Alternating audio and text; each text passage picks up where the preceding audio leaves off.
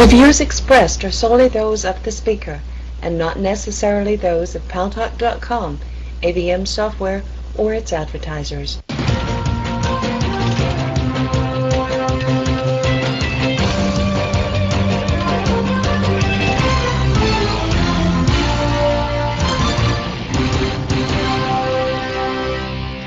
News Talk is online. News Talk Online is a production of Paltalk.com, the largest multimedia interactive program on the internet with more than 4 million unique users on demand on iTunes and on YouTube and on my site, GaryBaumgarten.com, where you are encouraged to post your comments, whether you agree with yours truly or not.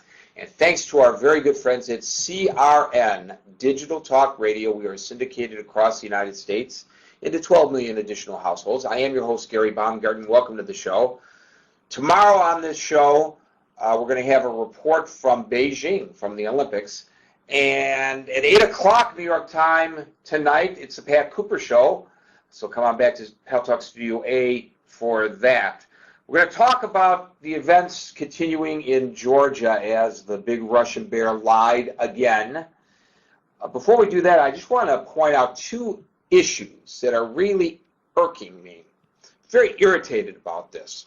One has to do with Israel. The other has to do with our troops, the U.S. troops. I say our because I'm in the United States. My apologies to those of you who are not.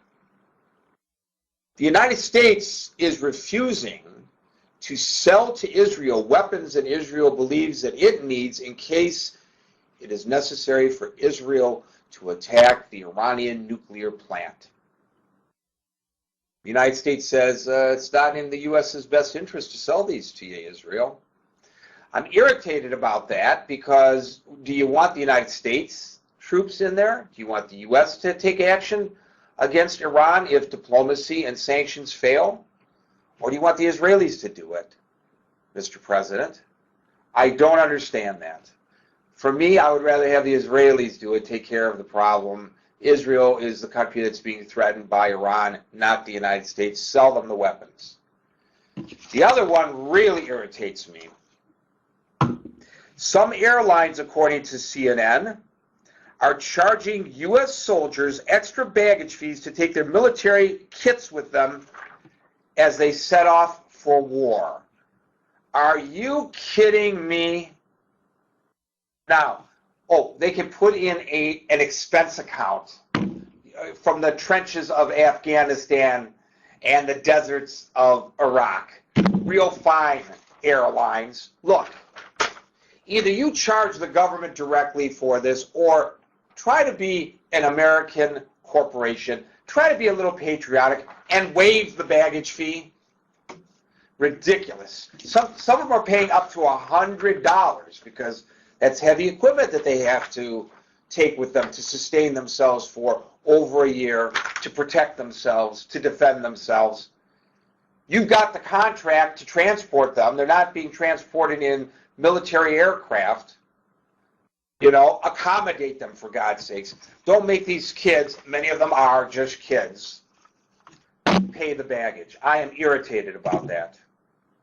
We should all be writing the airlines on behalf of our troops to tell them to waive the stupid fee. They should be waiving it for us too.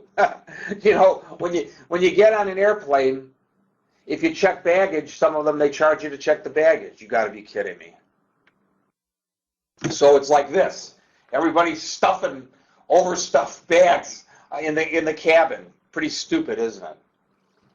Well, the Russians lied. No surprise to anybody who's a long-time Russia viewer, whether it's the so-called Democratic Russian Republic or the communist Soviet Russia.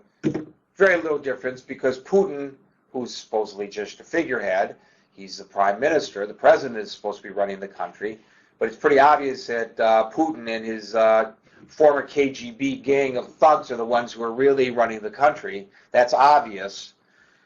Is approaching the situation in Georgia exactly the same way as the old Soviet Russia handled things. Oh, yes, President Sarkozy of France, we will accept your overture for a ceasefire. The Georgians have been punished enough. Then why are convoys of tanks still moving into Georgia? Why are they still attacking Georgian cities? It's pathetic. And by the way, the rest of the former Soviet republics, now free countries, sovereign states, are coming to the defense of the Georgians, at least diplomatically, because they know they may be next. And who's going to stop them? This isn't Iraq moving into Kuwait. I don't see the United States amassing troops to go to Georgia to protect them because, of course, the United States doesn't want to stare down Russian troops. We don't want a direct confrontation between the Russians. Oh, yeah, the Cold War is over, isn't it? I think not. Now, the one thing that the president is doing is he has launched a humanitarian aid mission there. By the way, the Israelis already have a humanitarian aid mission underway in Georgia. Condoleezza Rice, the Secretary of State, is going to go into the region to work for a settlement of the conflict. The United Nations, which is impotent anyway, in my opinion, just a debating society in large measure, forget about the United Nations because Russia is a permanent member of the Security Council. So they're going to veto any overture that's directed at ending this mess. Here's an interesting story in today's New York Times. We're in the middle of a battleground right here on the internet, ladies and gentlemen. Listen to this lead. Weeks before bombs started falling on Georgia, a security researcher in suburban Massachusetts was watching an attack against the country in cyberspace. Denial of service attacks on Georgian websites, including the website of the president of Georgia. Denial of service attacks on the internet before it turned to bombs and mortar shells. And if you don't think that is contemplated against the West with regards to the terrorists who want to obliterate our way of life, then you are very short-sighted, my friends, because there's no question that this is exactly